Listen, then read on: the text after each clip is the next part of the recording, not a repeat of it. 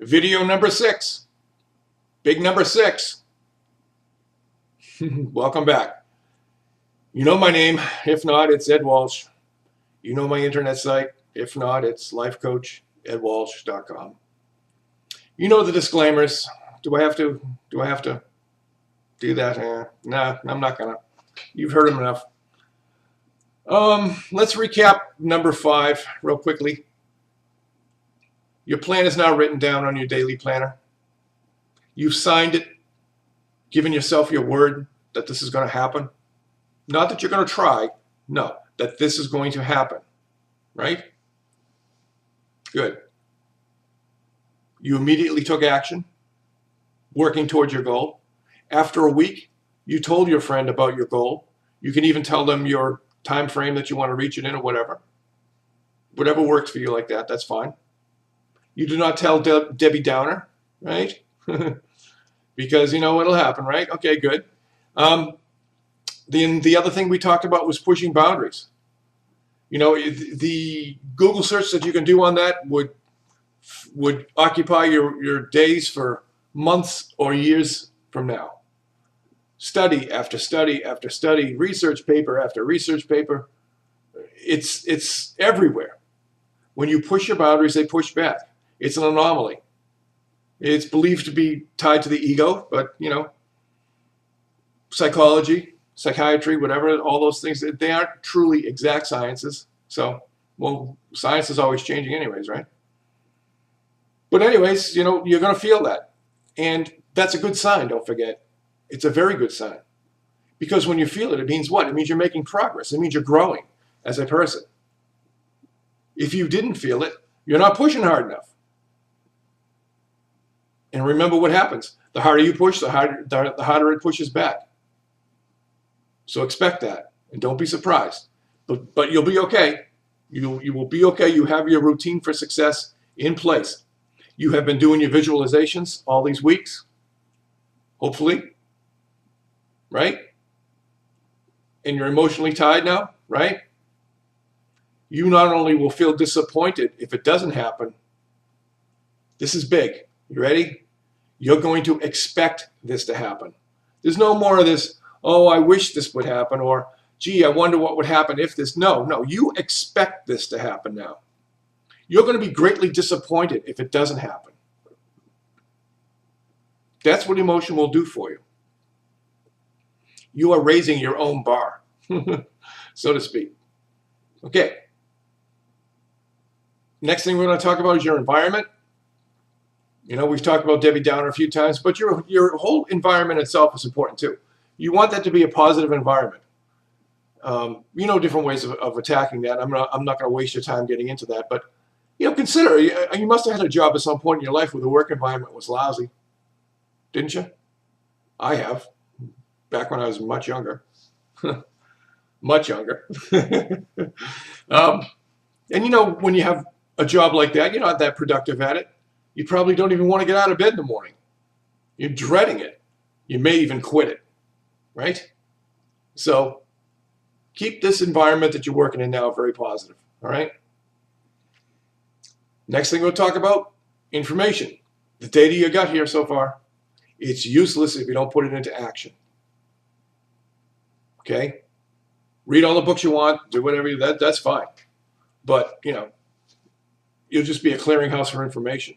That's all. You don't want that. I hope not anyways. The last thing I'm going to talk about today is motivation. That's kind of a really deep subject, and you know, it gets kind of beaten to death on YouTube here, and especially on the internet as a whole. But you know, I believe anyways that most of us, if not all of us, have some degree of motivation in us. And what's going to motivate you most is success.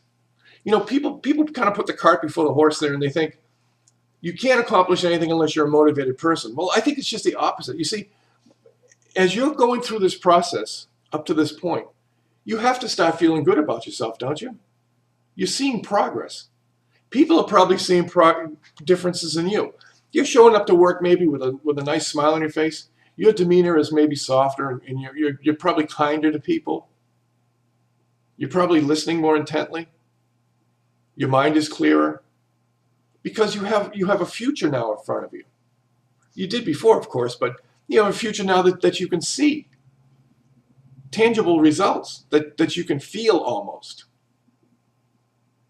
You want this. And it's changing you. So you must be feeling some motivation by now, right? So it wasn't that you needed motivation to feel this way. This way is what gave you the motivation. Does that make any sense?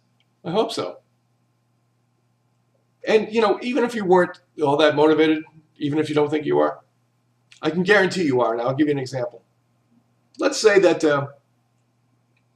good fine old Ed Walsh gave you 2 airplane tickets to Sydney, Australia.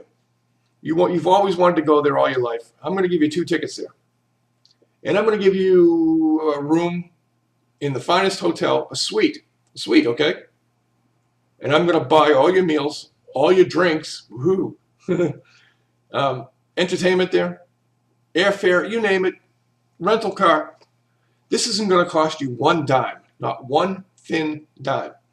But there is a stipulation. Isn't there always a little catch? Here's a stipulation. Your airplane leaves in 4 hours. You live 1 hour from the airport. It takes about an hour to go through international customs. That gives you, so to speak, 1 hour to pack for a week's vacation to Sydney, Australia. You think you could do it? Well, I know the answer to that. Of course you could. You could do it standing on your head, right? So don't tell me you're not motivated. Don't even go there. I know better. And there isn't a single person watching this video that wouldn't be in that same boat as you. Okay? So it's not a lack of motivation. It's that you never had the carrot in front of you on the stick. You've put your own carrot out there now. And you're chasing it. And it's a good carrot. And you're going to want this. And it's going to change your life for the better. Okay? Well, we're running out of time here today, unfortunately. But what I'm going to do is I'm going to record a second video to follow this right away. Normally you wait some time between video to video. You have to acclimate yourself and get your ducks in a row. Or at least hopefully you've been doing that. That's okay if you haven't, but it would work much, much better if you did. You work at your own pace. That's one thing a life coach does too. We don't dictate anything to you, okay? We work at your pace. We do the things in the areas that you want to work in. And if somebody starts steering your conversations, whatever, to a direction that you don't want to go in, get up and walk out of that session, because that's not a very good life coach, all right? They should not be telling you what you should be doing or whatever. They should be supportive by your side, being like your number one cheerleader, your best friend in the world. Okay? Yeah, they're going to hold you accountable and make you answer up, but at the same token, they're going to move at the pace that you want to move at and work on the areas in your life that you want to work at. Okay? They're not judging you. All right? So, anyways, one more video to go, and it's going to be a fun one, I promise you, and it's going to be truly motivational, I think, too. Inspiring, I hope. I hope I can fire you up just a little bit before we say goodbye. Okay, so my name is Ed Walsh. You know that. You know my internet site. I'm going to put it up here anyways. Hang in there, guys. We're almost home, okay? Take care. Bye.